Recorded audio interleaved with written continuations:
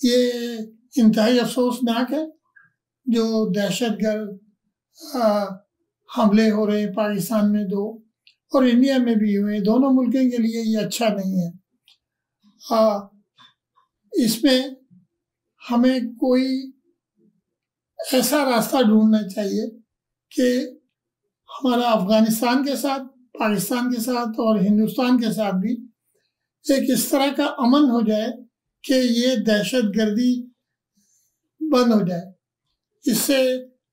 ہمارا یہ تاثر نہیں ہے کہ ہم ان کے علاقے میں کرتے ہیں یا وہ ہمارے علاقے میں کرتے ہیں، لیکن یہ تو حقیقت ہے نا کہ یہ افغانستان سے لوگ آ کر پاکستان میں بھی دہشت گردی کر رہے ہیں، اور ان کو اسپانسر کون کر رہا ہے، وہ ساری باتیں اپنی جگہ ہیں، لیکن یہی تو حکمت عملی اور دور اندیشی ہے کہ ہمارے جو حفاظتی ادارے ہیں، جو ہمارے انٹیلیجنس ادارے ہیں، وہ مل کر ایک حل ڈھونڈیں تاکہ ہم لوگ